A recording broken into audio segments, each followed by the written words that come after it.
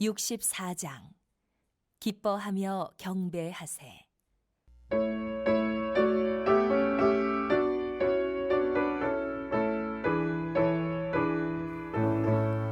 기뻐하며 경배하세. 영광의 주 하나님, 주 앞에서 우리 마음 피어나는 꽃 같아.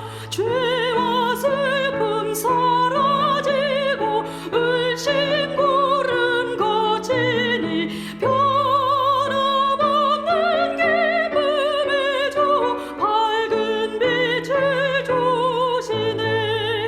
땅과 하늘 만물들이 주의 솜씨 빛내고 별과 천사 노래소리 끊임없이 드높아. 물과 숲과 산과 골짜 들판이나 바다나 모든 만물 주의 사랑 기뻐 찬양하여라.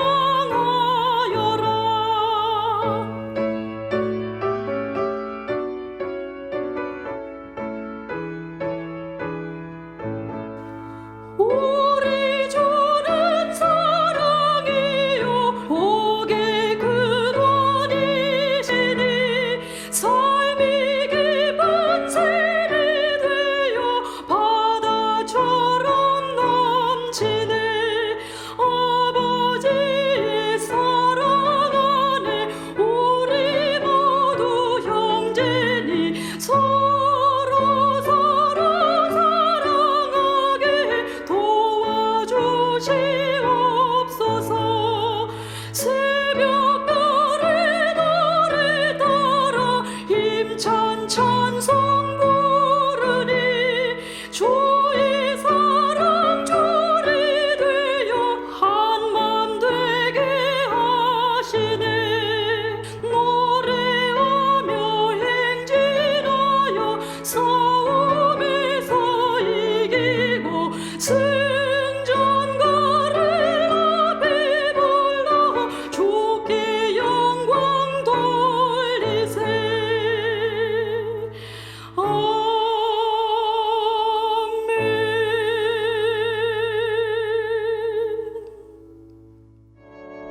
새 노래로 여호와께 찬송하라. 그는 기이한 일을 행하사 그의 오른손과 거룩한 팔로 자기를 위하여 구원을 베푸셨음이로다. 여호와께서 그의 구원을 알게 하시며 그의 공의를 문나라의 목전에서 명백히 나타내셨도다. 그가 이스라엘의 집에 베푸신 인자와 성실을 기억하셨으므로 땅끝까지 이르는 모든 것이 우리 하나님의 구원을 보았도다. 온 땅이여 여호와께 즐거이 소리칠지어다. 소리내어 즐겁게 노래하며 찬송할지어다. 수금으로 여호와를 노래하라. 수금과 음성으로 노래할지어다. 나팔과 호각 소리로 왕이신 여호와 앞에 즐겁게 소리칠지어다. 바다와 거기 충만한 것과 세계와 그 중에 거주하는 자는 다 외칠지어다. 여호와 앞에서 큰 물은 박수할지어다. 산악이 함께 즐겁게 노래할지어다. 그가 땅을 심판하러 임하실 것이미로다. 그가 의로 세계를 판단하시며 공평으로 그의 백성을 심판하시리로다. 오늘 함께 읽은 말씀은 시편 97편과 98편입니다. 이 중에서 오늘 함께 나눌 본문은 바로 시편 98편입니다. 시편 98편은 하나님을 찬양하는 찬양시입니다. 1절부터 이렇게 시작하고 있어요. 새 노래로 여호와께 찬송하라. 4절, 5절, 6절, 7절, 8절 이 전부 다 하나님을 찬양하고 있는 노래하는 내용입니다. 환호와 기쁨과 즐거움이 담긴 내용이죠. 이 4절부터 8절을 여러 번 읽다 보면은 마음이 뜨거워지기도 하고 기쁨으로 가득 차기도 합니다. 왜 이 시편의 저자는 이렇게까지 기뻐하고 있을까요? 1절의 후반절과 2절과 3절을 보면 그 이유가 나오고 있습니다. 1절부터 3절입니다. 새 노래로 여호와께 찬송하라. 그는 기이한 일을 행하사 그의 오른손과 거룩한 팔로 자기를 위하여 구원을 베푸셨음이로다. 여호와께서 그의 구원을 알게 하시며 그의 공의를 문 나라의 목전에서 명백히 나타내셨도다. 그가 이스라엘의 집에 베푸신 인자와 성실을 기억하셨으므로 땅 끝까지 이르는 모든 것이 우리 하나님의 구원을 보았도다. 여기서 1절에서 기이한 일을 행하셨다고 하는데 이 기이한 일을 히브리어 원문을 보면은 경이롭다는 내용입니다. 하나님께서 구원을 베푸신 그 행위가 너무나도 경이롭다고 이렇게 얘기하는 것이죠. 사람으로는 믿을 수 없고 이해할 수 없고 도대체 이거 왜 행하셨는지, 하지만 그 행하신 것이 너무나도 감사하고 기쁘기 때문에 경이롭다라는 표현을 쓰고 있는 것입니다. 여기서 저자는 여호와의 구원을 찬양하고 있습니다. 정확히 저자가 누군지 저희는 알 수는 없지만 이스라엘의 구원의 역사를 정말 잘 알고 있고 하나님이 이스라엘에게 행하신 일들을 잘 살펴보았고 하나님의 구원에 감동을 받았다는 것은 틀림없습니다. 하나님이 이스라엘 민족을 애굽의 땅에서 구원하시고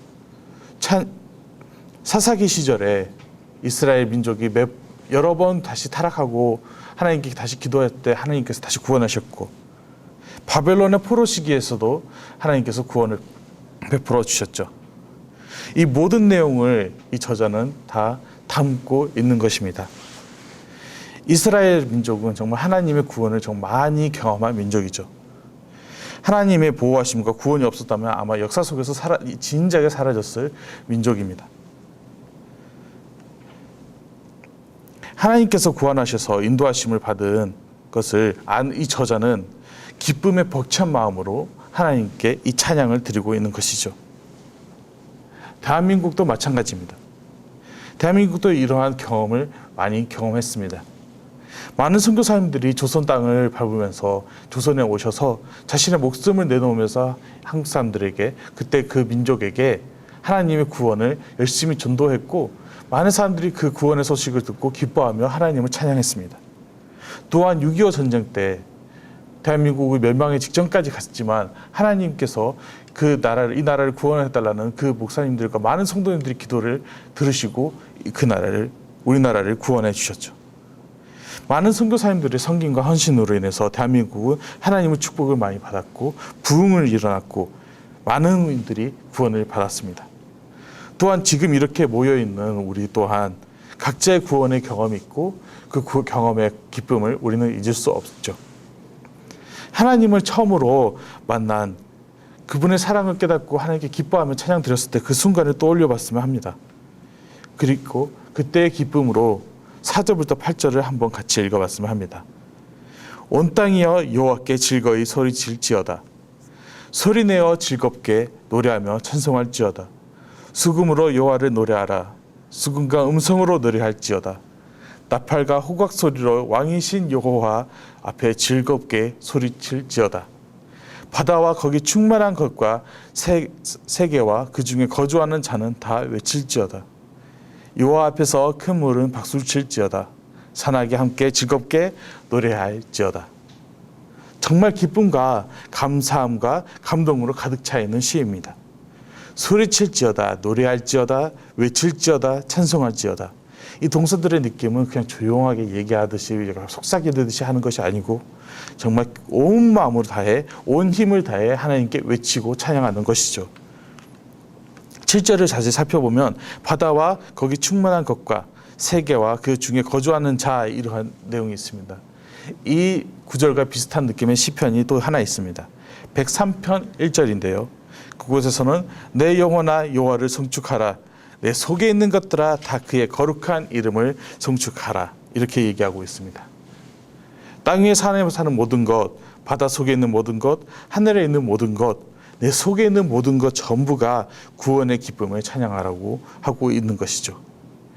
내가 가진 모든 것을 동원해서 온 힘을 다해 하나님께 찬양하라고 외치고 있는 것입니다. 예전에 저희 아버지께서 저희에게 너 앞으로 하나님 앞에 찬양하고 기도할 때 정말 온 속에 있는 모든 에너지를 끌어다 쓰는 것처럼 기도해야 한다 이렇게 말씀하셨습니다. 이해하지 못해서 자세히 다시 한번 설명해 달라 하셨을 때 아버지는 이렇게 말씀하셨죠. 내장이 끊어지는 느낌이라고 하셨습니다. 처음에 이해를 못했지만 정말 간절히 주님께 찬양하고 기도할 때 정말 몸속에 있는 모든 힘을 끌어내다 이렇게 하나님께 찬양하고 정말 그 후에는 기지맥진하면서 힘이 없을 때도 있었습니다. 정말 이런 느낌으로 하나님께 찬양하라고 하나님께 외치라고 이 저자는 말하고 있는 것이죠. 이 땅을 창조하신 하나님이 우리에게 구원을 선물해 주셨기에 구원에 대한 기쁨을 절대 잊지 말아야 하는 것입니다. 바로 이 구원의 기쁨, 즐거움, 평안함이 우리의 삶을 붙잡아 주고 이끌어 주기 때문이죠. 마지막으로 9절에 이렇게 얘기하고 있습니다. 그가 땅을 심판하러 임하실 것이미로다. 그가 의로 세계를 판단하시며 공평으로 그의 백성을 심판하시리로다. 저자는 하나님께서 이 땅을 심판하러 오실 것이라고 이렇게 미리 고백하고 있습니다. 세계를 판단하시고 백성을 심판하실 거라고 하고 있죠. 하지만 이 저자는 이러한 내용을, 심각한 내용을 얘기하면서도 기뻐하는 마음을 주저하지 없었고 하나님께 오히려 더 크게 외치고 있습니다. 심판이 두렵지 않기 때문이죠. 오히려 그는 마지막 날을 기대하고 있습니다. 왜 그럴까요? 하나님의 구원이 그 저자 삶 속에 살아 넘치고 있기 때문입니다. 바로 구원의 기쁨이 무엇인지 확실하게 자신의 마음에 담아두고 간직하고 있기 때문이죠. 당장 내일도 어떻게 살아야 할지 모르는 우리에게는 어떻게 보면 마지막 날은 쉽게 다가오지 않는 내용일 수도 있습니다. 우리는 너무나도 당연하게 내일은 하나님이 안 오실 거라고 생각하고 있죠. 내일 일은 내일의 나는 여전히 숨을 쉬고 똑같이 살아갈 거라고 확신하고 있습니다. 우리는 종말과 죽음에 대해 너무나도 무감각한 것이 아닌가 생각합니다. 그렇기 때문에 구원에 대해서도 우리가 너무나도 쉽게 생각하고 너무나도 가볍게 넘기고 있는 것이 아닌가 합니다.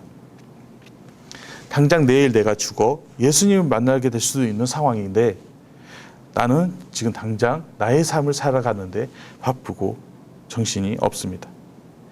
하나님의 은혜를 너무나도 당연하게 여기고 예수님의 희생을 잊어버리고 성령님의 음성을 무시하고 살아갈 때가 너무나도 많이 있습니다. 그리고 우리의 삶은 고난과 환난과 고통으로 차 있다고 느껴질 때가 너무나도 많이 있죠. 이럴 때 우리는 우리의 마음속에 무엇으로 가득 차 있는지 한번 살펴봤으면 합니다. 근심과 걱정으로 가득 차 있는지 아니면 기쁨과 평안으로 가득 차 있는지.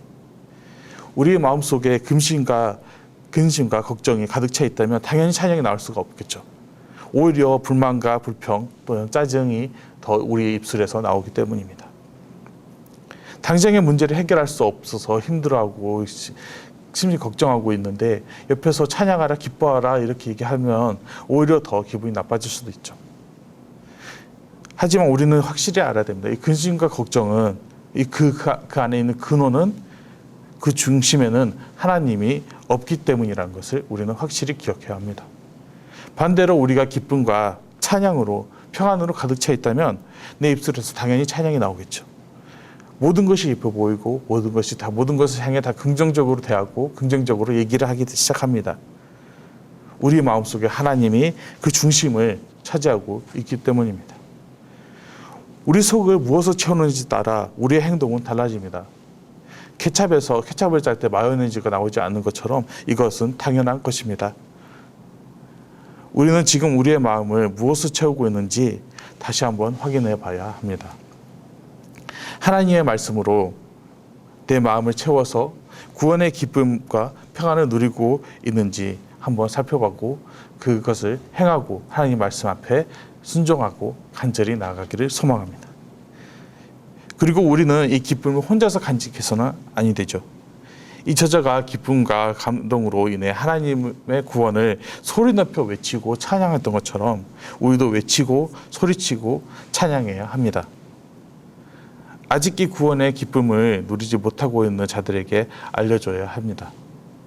혼자서만 기뻐하는 것이 아닌 이웃이 열방이 다 함께 주님을 찬양하도록 우리의 마음이 기쁨으로 가득 넘치기를 주님의 이름으로 축원합니다. 함께 기도하시겠습니다.